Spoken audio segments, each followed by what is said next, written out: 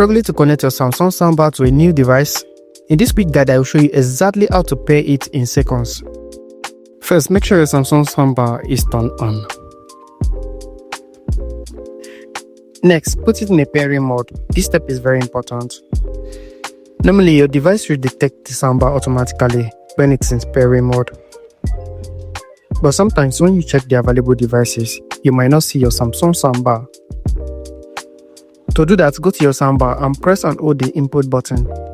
Keep holding it for a few seconds until the soundbar appears on the available devices.